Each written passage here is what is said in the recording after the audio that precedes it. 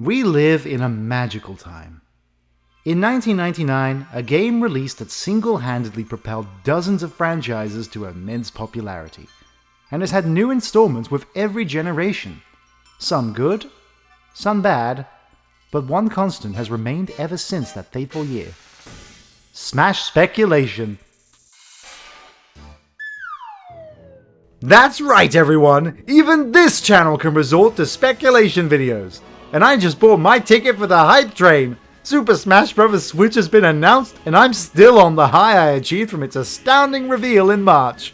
So today, we're going to be going over our top 10 picks for characters we'd love to see in this new installment. Let's get smashing! Hold on a sec there, Messi. I need to get something out of the way first.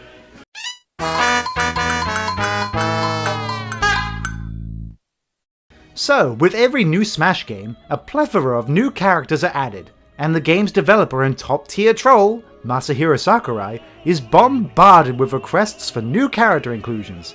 Some are highly requested, but would have issues getting in. Others are a perfect fit, but have yet to be implemented. And some just haven't had the time or development to even be considered. But then, you have the utterly ridiculous and borderline mentally challenging suggestions. You've seen the memes. Goku for Smash. Add Shrek to the roster. I want to fight Freddy friggin' Fazbear with Pikachu. The idiocracy goes on. I honestly have no idea why people think these characters should have anything to do with this game. And quite frankly, I think most people just do it for the meme culture. They don't actually want these characters in the game. They just want to have a cheap laugh because all their other dumb friends are making the same joke, thus creating a mind-numbing echo chamber of stupidity. So yeah, these ideas just really need to stop. It's time to stop! Well, that's a little hypocritical, don't you think? Well, at least I didn't want him to be a newcomer.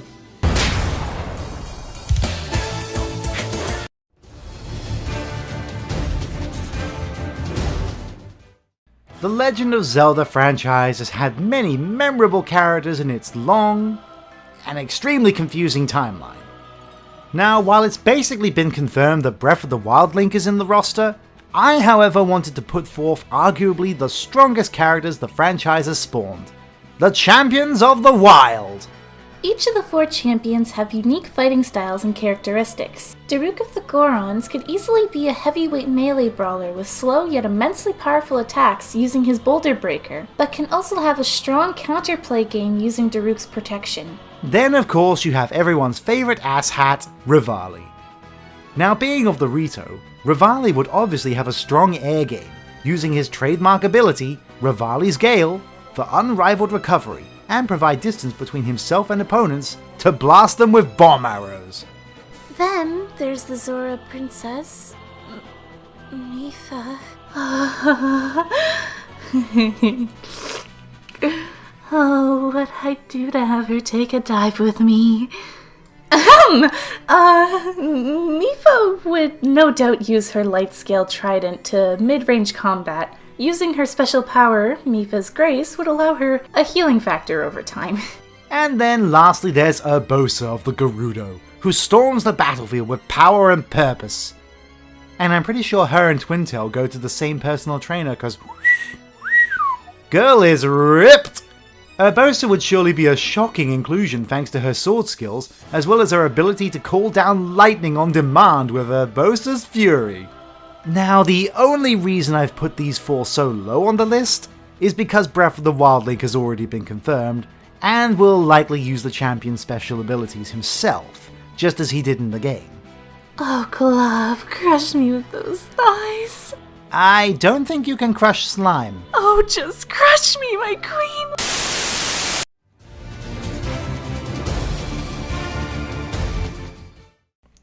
Shovel Knight, one of the biggest Kickstarter successes of our time.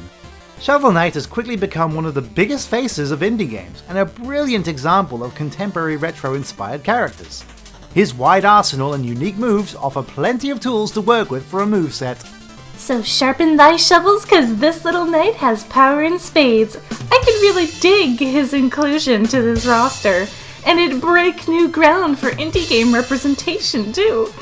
You'll really soil the competition. No, pun overload! Ah!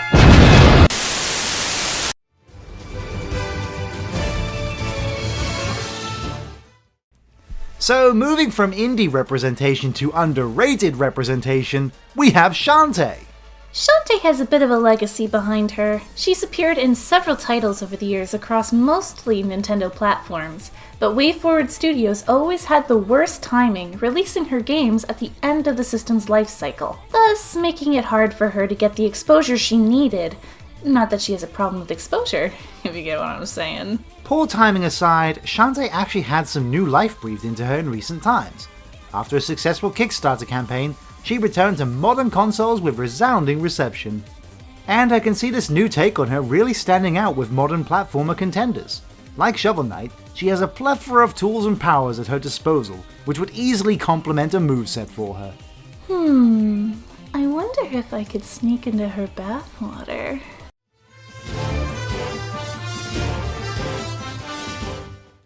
Here's a little fact some of you may not know. Before becoming a video game developer, Nintendo was actually a toy company. It seems the company hasn't entirely abandoned its toy-making roots though, as one of their latest endeavors with the Switch console is the introduction of Nintendo Labo. I actually love this concept, combining arts and crafts with the unique technology of the Switch's hardware to introduce a whole new method of playing with the console. I highly encourage anyone who enjoys arts and crafts to get themselves some Nintendo Labo, as I'm sure it's going to be a fun hit. Doctor, you do realize you're not actually being sponsored by Nintendo, right? Anyway, Nintendo Labo is such an interesting concept that I actually feel it could be incorporated into Smash. Sakurai does have a history of creating characters based on Nintendo hardware as well as characters. What with the inclusion of Mr. Game & Watch, Rob, the Wii Fit Trainer, Duck Hunt. So I think that the robot from the Labo kit would fit well in Smash. It already has a deep moveset in the game, and it'd be quite a surprise to see amongst the roster. Well, as long as you don't have to build it every time you select it. I'll get the glue.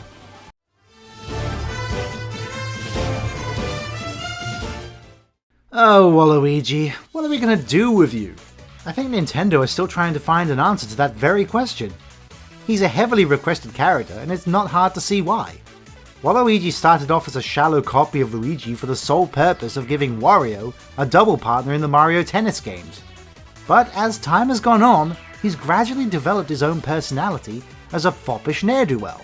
However, unlike Wario, who has had multiple games of his own under his belt, Waluigi has yet to forge his own series of any kind. However, throughout the Mario spin-off games, there may be just enough material to base a fun moveset off of, like his sporting equipment for many of the Mario sports games, the thorny whip he has in Mario Strikers, and even his dance moves from the Mario mix of Dance Dance Revolution.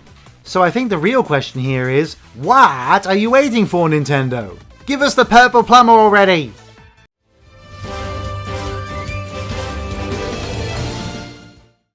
Little known fact about me.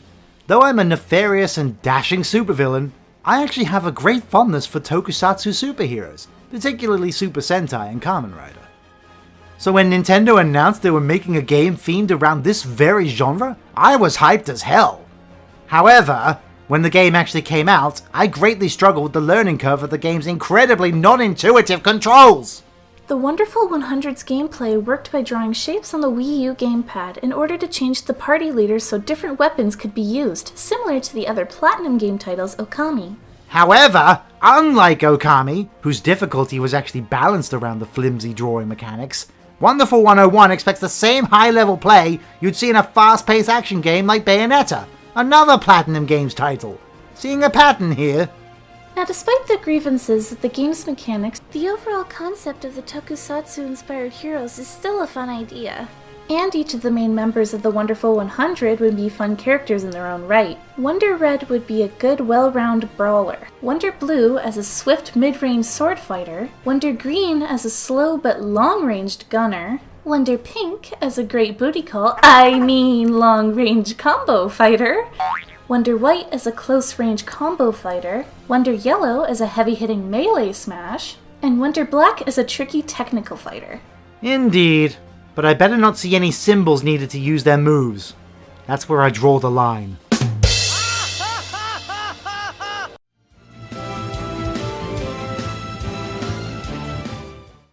Now, here's an interesting situation. The Pokemon Company has indeed confirmed that the Pokemon series is getting its first mainline console game on the Switch sometime in the future. But we know absolutely nothing about it other than it's under development. We don't even have a logo like Smash or Metroid Prime 4 yet. So, since I sadly cannot predict the future, I'm instead going to take a pick for the most recent Pokemon games, Pokemon Sun and Moon. And who better to choose than the most popular starter of the generation, Decidueye. Decidueye would make for an interesting fighter because of the tools he has at his disposal, such as high jumps due to the flying type and his unique arrows that can pin a foe's shadow in place, effectively creating a unique anti-zoning playstyle. Plus his appearance in Pokken Tournament adds even more potential opportunities too. I do, however, hope that Smash's Decidueye is better behaved than mine is.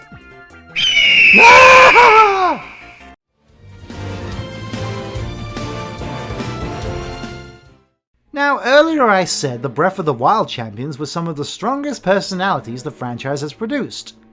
Well, it seems I may have overlooked another strong contender for that regard, Twilight Princess's Midna. Zelda games have had a long history of companions that follow and guide Link on his many quests. Navi from Ocarina of Time, Fi from Skyward Sword, and the King of Red Lions in Wind Waker. But Midna was perhaps one of the best companion characters of them all, as she was the center of the conflict of the Twilight Princess story, and has provided a lot more to the narrative than the past companions did in their respective tales. It was also interesting to have a companion character who initially had more of a grey moral code, using Link's predicament for her own needs at first, but as they journey together, she develops into a much more fleshed out character, and comes to understand goodness thanks to Link. Now, as for a moveset, you need only look at Hyrule Warriors for ideas, as she makes use of Shadow Wolves for fast and direct combat, as well as creative use of her hair as a weapon too. Also, her true form is an absolute babe. Midna, I will get on my sloppy knees and serve you any day. You really have no shame, do you? Let me have this moment! Well, excuse me, princess.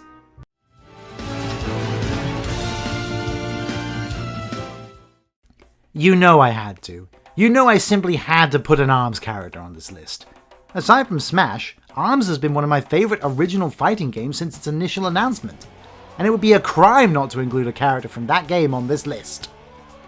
Now, rule of thumb tends to say that the poster character of a franchise is the one that will have a slot in Smash, so by that logic, Springman is the obvious choice. However, I feel there's an opportunity here. You see, while each of the playable characters in ARMS have unique abilities, the way each character controls and plays with the base mechanics is almost identical. So here's an idea: rather than having just one ARMS character, or a slew of individuals taking up separate slots on the roster, why not give ARMS the Bowser Jr. treatment, and have the other ARMS characters as alternative costumes? I suppose the fact that each character moves differently and have ARMS tailored to those characters would sort of get in the way of that, but damn it, I want all the ARMS characters in this game! Give me my boy Helix, slime power! Oh hell no, he banned!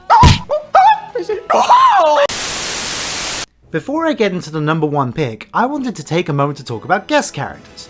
Fighting games have been a home to all manner of guest characters across various franchises. Link made an appearance in the GameCube version of Soul Calibur. Akuma from Street Fighter put his own beatdown on the cast of Tekken 7, and the friggin' Ninja Turtles are throwing down against the DCU cast in Injustice 2. And Smash is no different when it comes to guest characters. Brawl had Solid Snake. Insert your own Konami as trash joke here. And Smash Wii U had the likes of Mega Man, Ryu, Pac-Man, Cloud Strife, and more. So who do I feel is the best candidate for a guest character this time around? Well, when you look at games that have had an extensive and immense popularity over the last couple of years, only one title comes to mind, and that would be the worldwide appeal of Overwatch. That's right, against my better judgment, I'd say that Overwatch's Tracer would be the best candidate for a Smash Bros. Guest character. Her time manipulating abilities would allow for very interesting moves and a unique playstyle with clever use of her blink abilities. Besides, Blizzard is clearly a fan of crossovers with their content, if Heroes of the Storm is to be believed. Heck, you could even add context to what she's doing in Smash by having her teleport in like she did in that game too. Anyway, on to honourable mentions. There are numerous characters that I couldn't quite fit on this list for one reason or another, but these 3 picks are who got the closest to hitting my final 10. Dylan from Dylan's Rolling Western is a sort of, pun intended, underground hit. With his games only being available on Nintendo's eShop, I feel his interesting gameplay hasn't had the exposure he needs to get into Smash.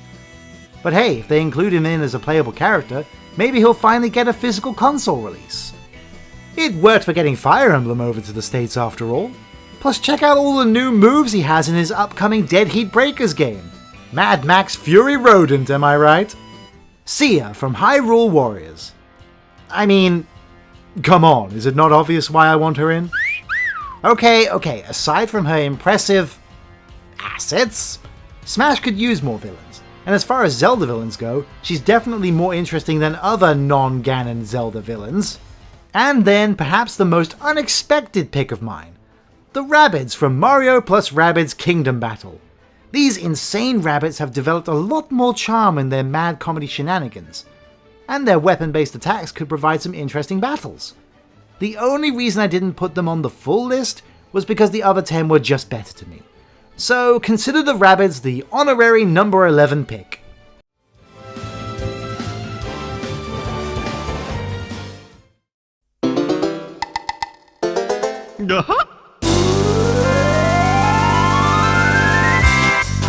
Banjo-Kazooie! This was easily my favourite game on the Nintendo 64 in my youth. Building upon the groundbreaking formulas presented in Mario 64, this game created an imaginative world with tons of memorable characters, great gaming set pieces, and a lot of Rareware's patented sense of humour. This is the pride of my people, everybody. This is why people remember that the British do in fact make great video games as well. This is why I will never forget Microsoft for what they've done!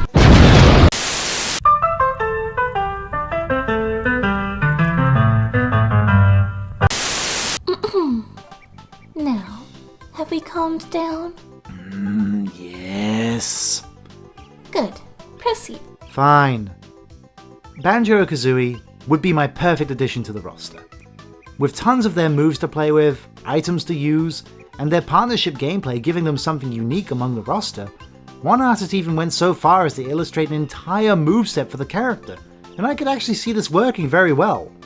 Some say that with them being under Microsoft now, and their franchise basically being dead thanks to their development decisions, not to mention many of the original Rareware team leaving to do other, somewhat less successful things, that the Bear and Bird duo may not have the chance to throw down with their fellow gaming legends. I, however, still hold out hope that the space they were intended to have in the Smash 64 table is still waiting for their arrival in this latest Smash. All they need is the invitation to the party. Maybe this could be the year that the Bear and Bird finally, truly, come back. Wow, Doctor. That really was quite a moving speech at the end there. What can I say? My passions are genuine. And it's pretty amazing that you went through the whole episode without mentioning Melee. Oh God, Messi! What have you done?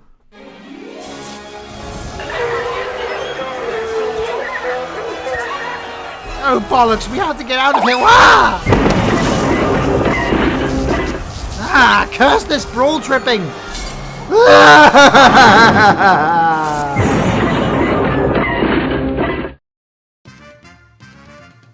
Thank you all so much for joining us in this Smash episode. Tell us your Smash character picks in the comments below. And if you like our content, be sure to wave dash over to our Patreon page to support this and all other Crafty Productions shows. You better do it, else it's 1v1 Final Destination Fox only for you!